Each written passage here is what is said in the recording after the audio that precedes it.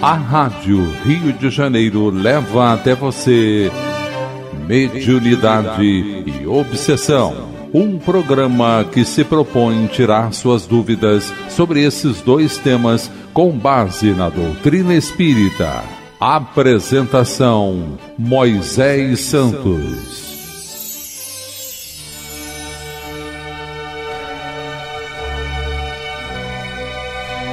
Caríssimos ouvintes da Rádio Rio de Janeiro, eu sou Moisés Santos e este é o programa Mediunidade e Obsessão.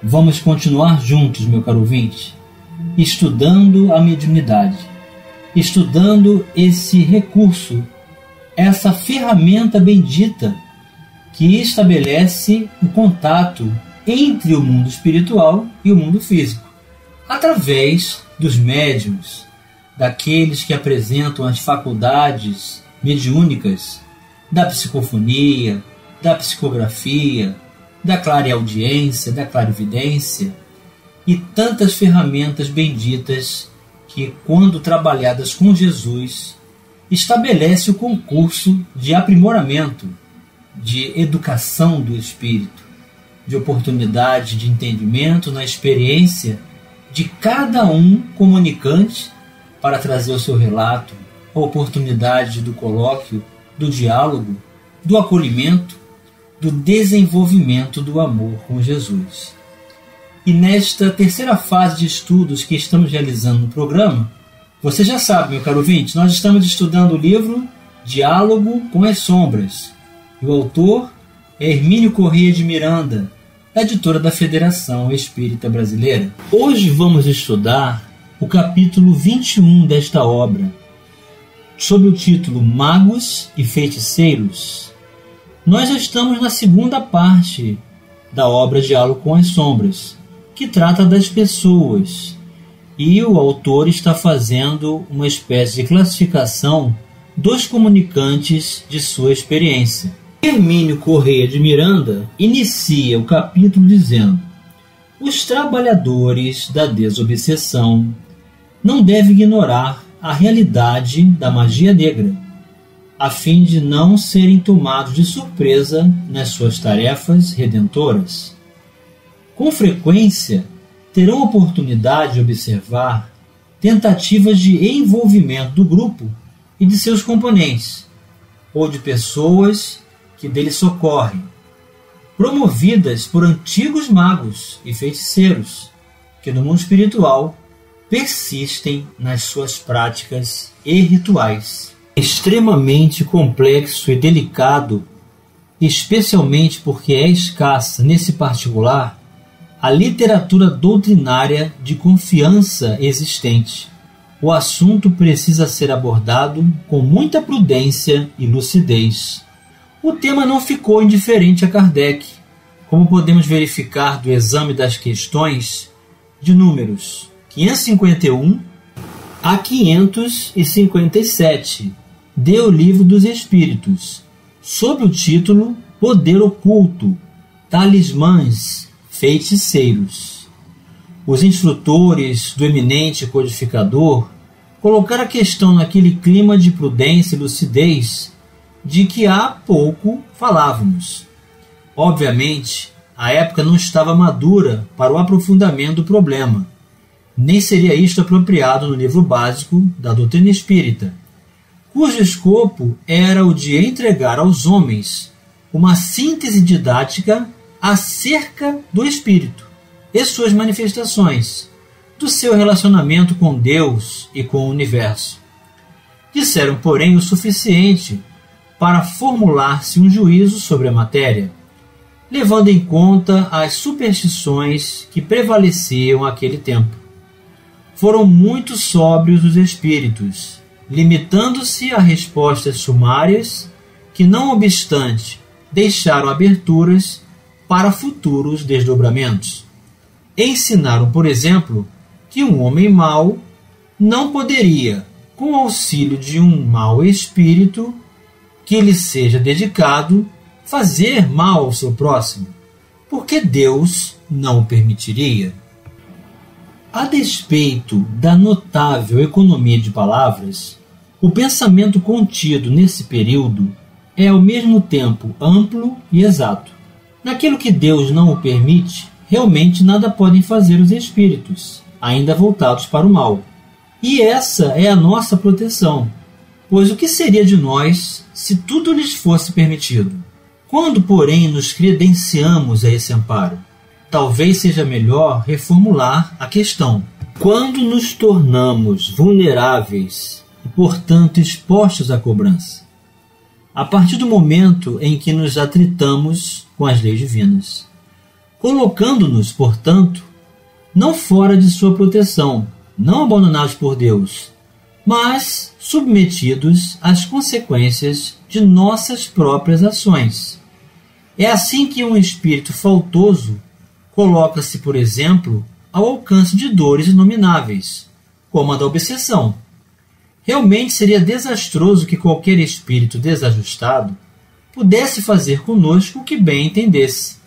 Mas estejamos certos de que, ao cometer nossos desatinos, abrimos a eles as portas da nossa intimidade.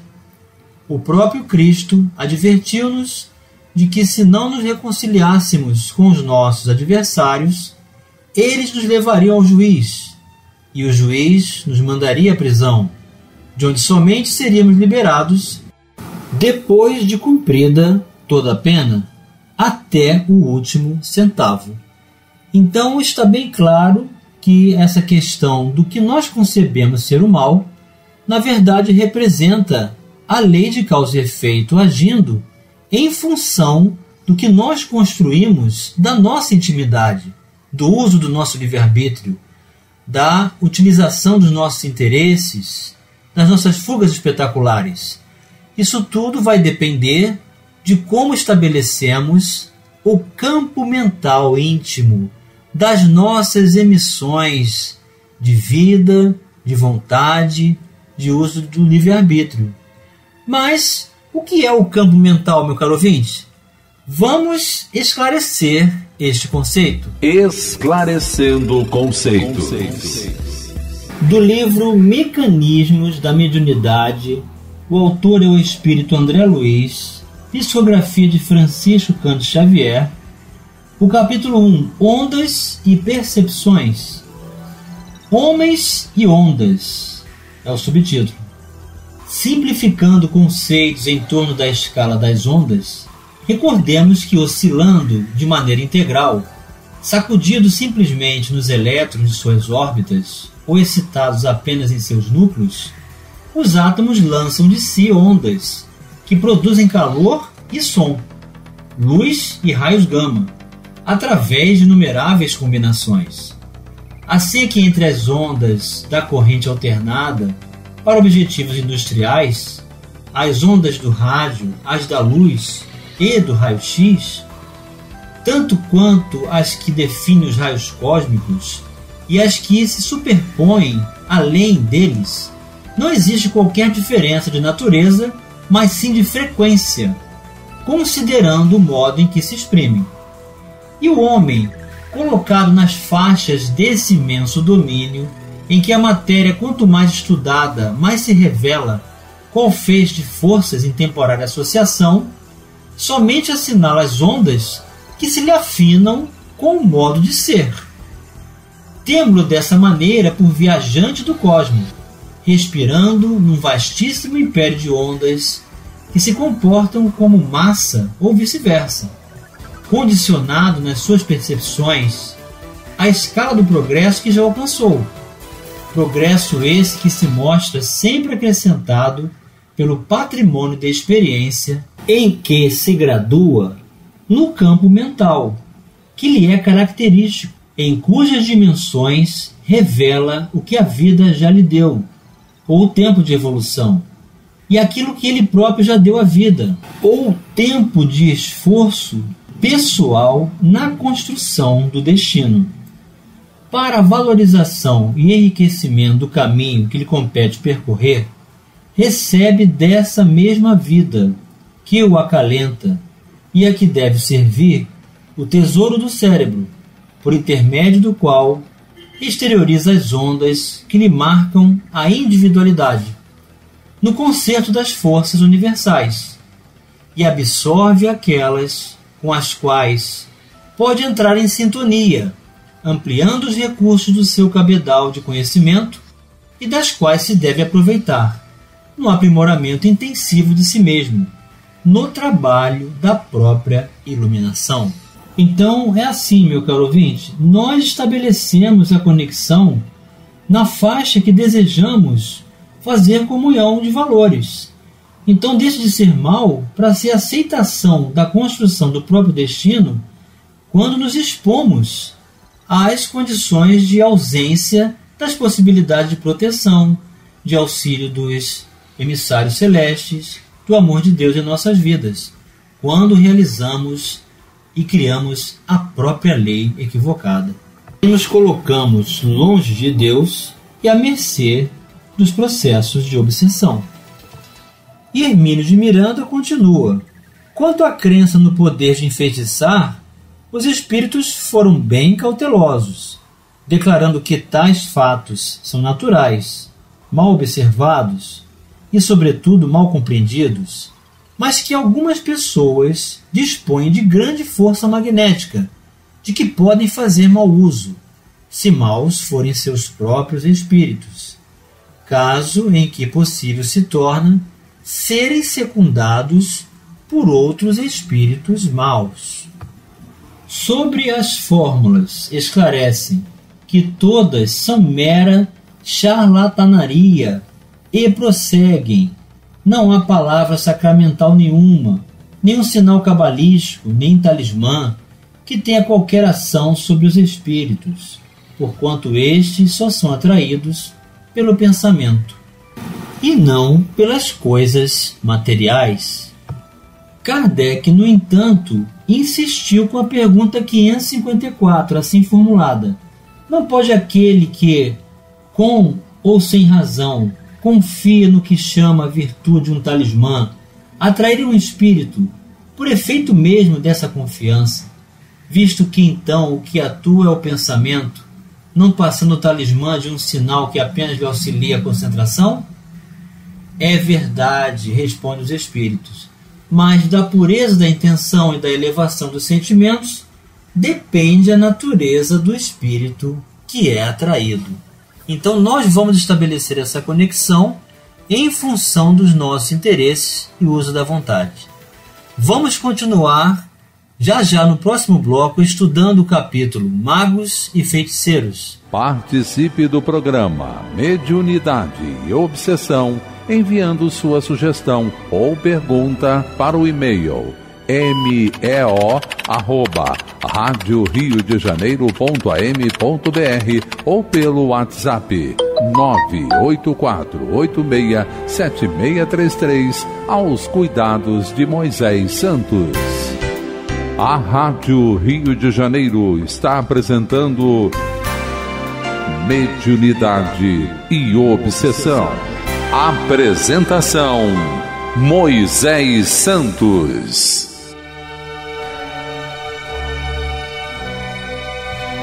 Caríssimos ouvintes da Rádio Rio de Janeiro, voltamos agora para o segundo bloco do nosso programa de hoje, em que estamos estudando o capítulo Magos e Feiticeiros do livro Diálogo com as Sombras, uma classificação dos personagens, dos comunicantes, que estabelecem concurso no processo do trabalho das reuniões mediúnicas de desobsessão. Então são espíritos que trazem magnetismo elevado, que estabelecem o concurso da ação da vontade do encarnado, que comungam desse interesse e que na verdade não representam um mal, mas sim a permissão, a receptividade, a construção das características dessa simbiose que nós mesmos estabelecemos pelo pensamento, sem contar que as condições materiais, na verdade, nada interferem, e sim a intenção que estabelecemos nesse concurso. E Hermínio de Miranda continua: do que se depreende que o talismã em si nada vale, mas funciona como uma espécie de condensador de energias psíquicas emanadas do operador, que pelo pensamento atrai os seres desencarnados que lhes são afins. Então não é o objeto, não é a matéria que determina essa conexão, mas o pensamento. Realmente, como muito bem observa Kardec em nota de sua autoria, em seguida a questão número 555, o Espiritismo e o Magnetismo nos dão a chave de uma imensidade de fenômenos sobre os quais a ignorância teceu um sem número de fábulas, e que os fatos se apresentam exagerados pela imaginação. Lamentavelmente, não temos ainda um estudo aprofundado dessa curiosa temática, mas é certo que o Espiritismo tem condições para desmistificar muito da complicada e às vezes ingênua ritualística da magia, retirando-lhe a aura de mistério e ocultismo, para explicá-la em termos de conhecimento científico, aberto, racional, dentro do contexto das leis naturais.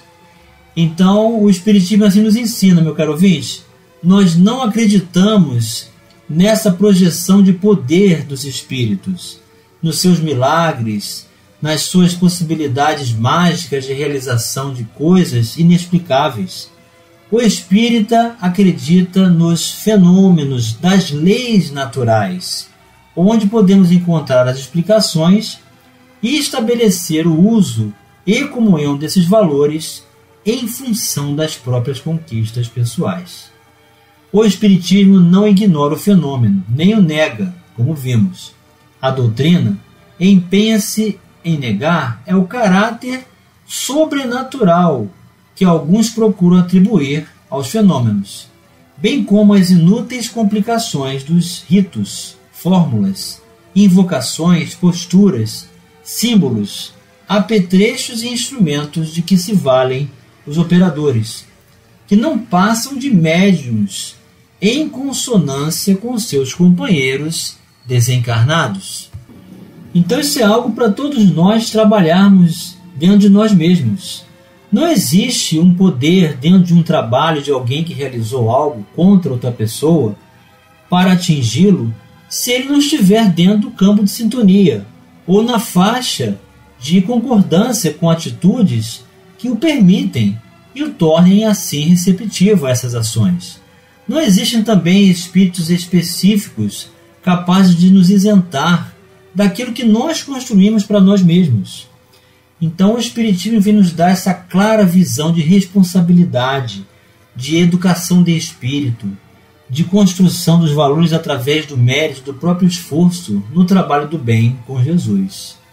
Sobre a influência dos astros, por exemplo, ensina Emmanuel, que é outra questão de muito misticismo, que muitos de nós ainda nos permitimos estabelecendo essa questão.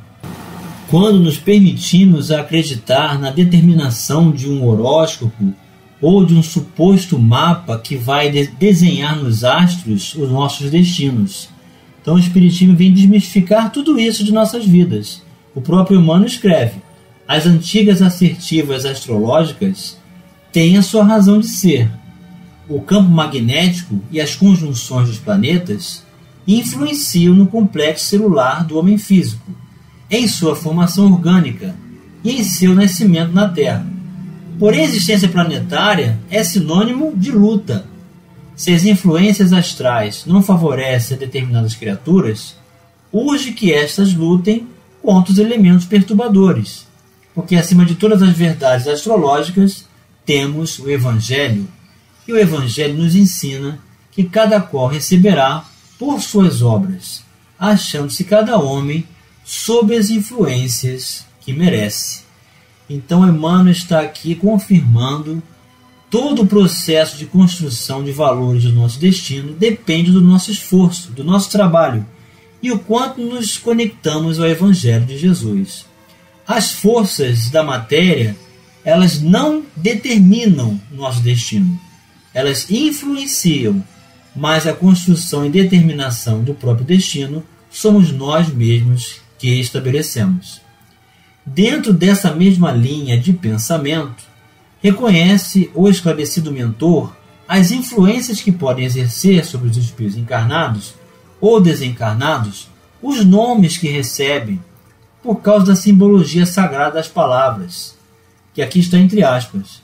Também os números possuem a sua mística natural, segundo suas vibrações. Os próprios objetos armazenam energias que ainda não estão bem definidas para nós.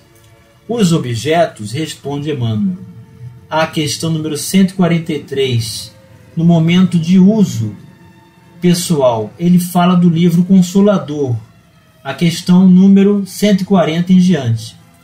Tem a sua história viva e, por vezes, podem constituir o ponto de atenção das entidades perturbadas, de seus antigos possuidores do mundo, razão porque parecem tocados, por vezes, de singulares influências ocultas. Porém, nosso esforço deve ser o da libertação espiritual, sendo indispensável lutarmos contra os fetiches, para considerar tão somente os valores morais do homem na sua jornada para a perfeição. Então, eis aí a nossa responsabilidade na construção do próprio destino, na qualificação do uso do nosso livre-arbítrio, quando nós nos permitimos ao trabalho com Jesus, buscando o seu Evangelho, vivenciando-o em nossas vidas, colocando como instrumento de ação para os nossos pensamentos, palavras e atos. E chegou o momento, meu caro ouvinte, de você receber a mensagem ao seu coração. Mensagem ao coração. Do livro Seara dos Médiuns, pelo Espírito Autor Emmanuel, psicografia de Francisco Cândido Xavier, o capítulo 38, Faixas. Comunicação espiritual não é privilégio da organização mediúnica. O pensamento é idioma universal. E compreendendo-se que o cérebro ativo é um centro de ondas em movimento constante, estamos sempre em correspondência com o objeto que nos prende a atenção. Todo espírito, na condição evolutiva em que nos encontramos, é governado essencialmente por 3 fatores específicos, ou mais propriamente a experiência, o estímulo e a inspiração. A experiência é o conjunto de nossos próprios pensamentos. O estímulo é a circunstância que nos impele a pensar. A inspiração é a equipe dos pensamentos alheios que aceitamos ou procuramos. Tanto quanto te vês compelido diariamente a entrar na faixa das necessidades do corpo físico, pensando, por exemplo, na alimentação e na higiene, és convidado incessantemente a entrar na faixa das requisições espirituais que te cercam. Um livro, uma página, uma sentença, uma palestra, uma visita, uma notícia, uma distração ou qualquer pequenino acontecimento que te parece sem importância, pode representar silenciosa tomada de ligação para determinado tipo de interesse ou de assunto. Geralmente, toda criatura que ainda não traçou o caminho de sublimação moral a si mesma, assemelha-se ao viajante entregue no mar ao sabor das ondas. Receberás, portanto, variados apelos nascidos do campo mental de todas as inteligências encarnadas e desencarnadas, que se afinam contigo, tentando influenciar-te através das ondas inúmeras em que se revela a gama infinita dos pensamentos da humanidade. Mas, se buscas o Cristo, não ignoras em que altura lhe brilha a faixa. Com a bússola do Evangelho, sabemos perfeitamente onde se localizam o bem e o mal, razão porque dispomos todos nós do leme da vontade. O problema de sintonia corre por nossa conta. Emmanuel para os nossos corações, meu caro ouvinte, nos informando acerca da responsabilidade, do uso do livre-arbítrio, da construção do próprio destino na elaboração das nossas vidas, construindo a felicidade ou a desdita, estabelecendo a libertação do espírito ou a sua escravização. Portanto, somos livres para a construção da própria vida e suas características. Um grande abraço e até o próximo programa. A Rádio Rio de Janeiro apresentou Mediunidade e Obsessão.